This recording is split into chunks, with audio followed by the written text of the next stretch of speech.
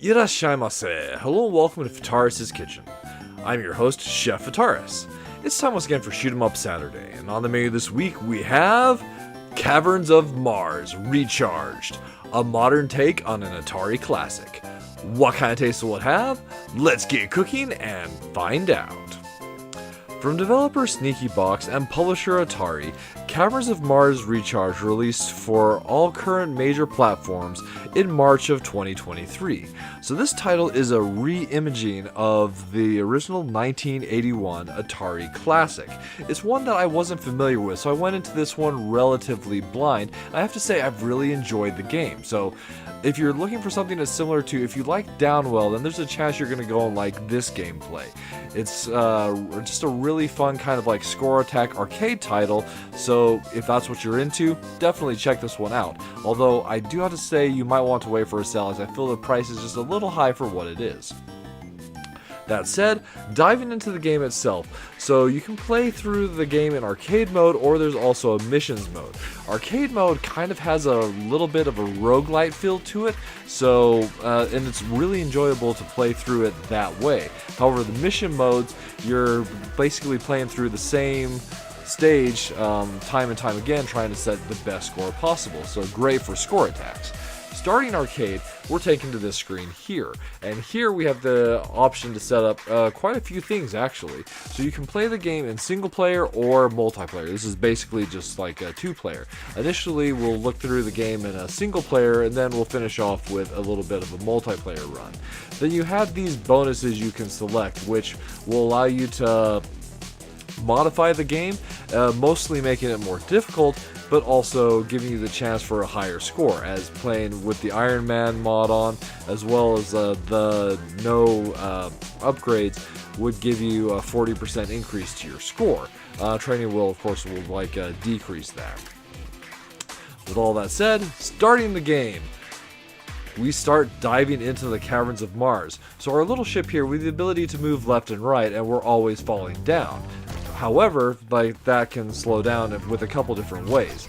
The bad way is if you hit hit a wall or take damage, you'll slow down. Another thing you can do is you can fire your weapon, and that will slow your descent. There are several different power-ups we can obtain while we're moving down through the caverns, so we're going to be picking them all up for a couple different reasons. Picking up a power-up, of course, gives you a different weapon to use, but power-ups also act as your health. So our health is displayed there on the left. Should we take any damage, bam, like that, then picking up a new weapon power-up restores that health. So the game is broken down into several different, there's 3 main stages, and then within those there's several different sections. And as you complete a section, we're taken to this upgrades screen, and here's where I liken it to a roguelite, where we can pick one upgrade. So in this case, we can pick the HP up, the fuel magnet, or the fuel up.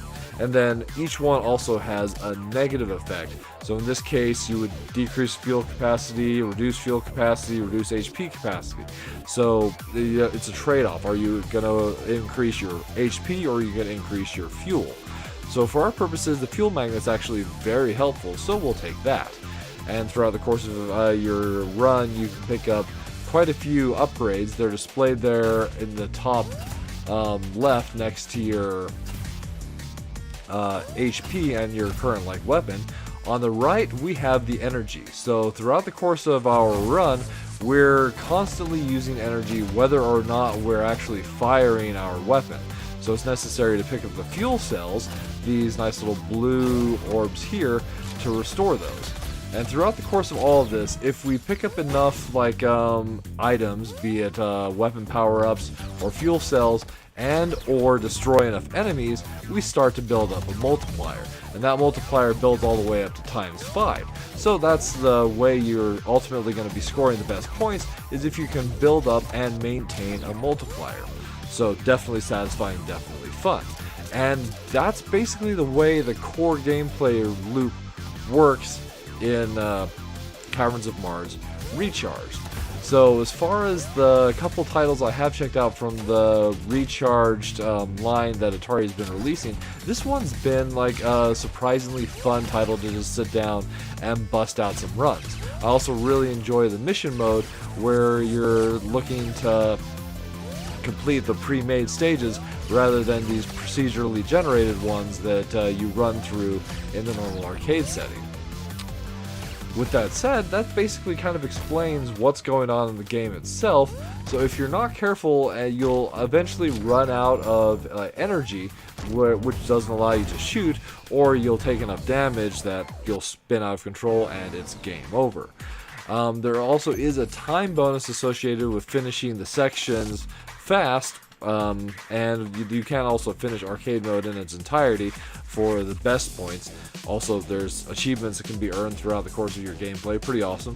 There are online leaderboards also, just helping solidify that whole arcade feel. With that said, let's dive into a multiplayer run so you can see how that is, as it does actually change up the game a fair bit. So here we find ourselves starting a multiplayer run. You have the option of which controller is controlling which ship. You have your larger mothership and you have the smaller satellite ship, and they serve different roles. Once you've prepared that, we can start the run. And so the mothership doesn't actually have the ability to shoot in a multiplayer run. You actually have to rely on the satellite ship for all your shots. But as far as controlling the rate of descent, that is what's controlled by the mothership. When we fire our shot, it instead fires our retro rockets. The trade-off there is that the satellite ship handles all the firing, and they are also invulnerable, so they don't take any damage from the enemies or hitting walls.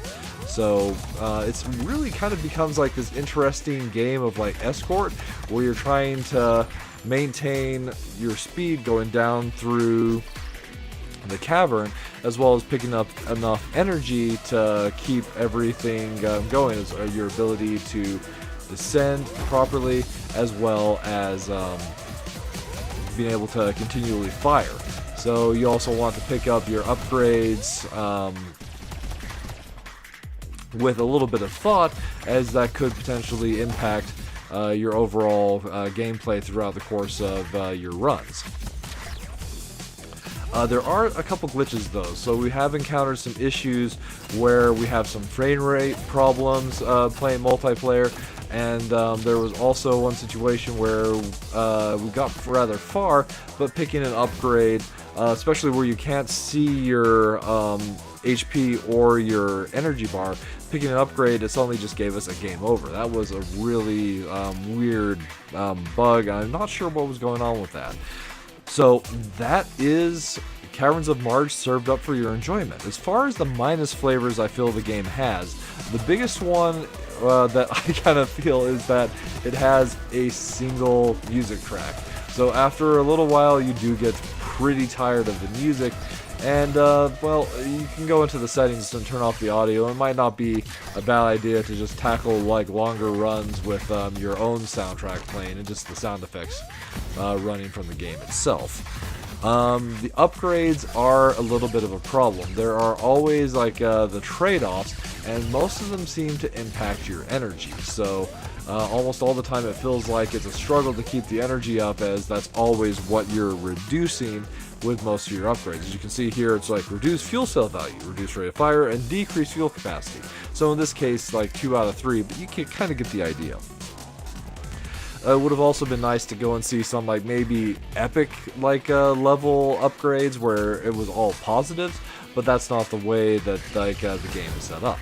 As far as the plus flavors are concerned though, I really just do love that arcade score attack feel that this game has. It just has a really satisfying one more run kind of feel to it, but you can kind of just pick it up like play like a run and feel satisfied that you were able to go and enjoy just a quick fun experience. The price point, like I said, is a little high for that, but overall this has been the recharge title that I've enjoyed the most from the couple that I have checked out. And then you also have the unique multiplayer experience where you change things up, going with that whole escort feel. So, there you have it. That's Caverns of Mars recharged, served up for your enjoyment. Well, thank you so much for joining us this week. I hope you yourself have a wonderful week as well, and I look forward to seeing you again next time.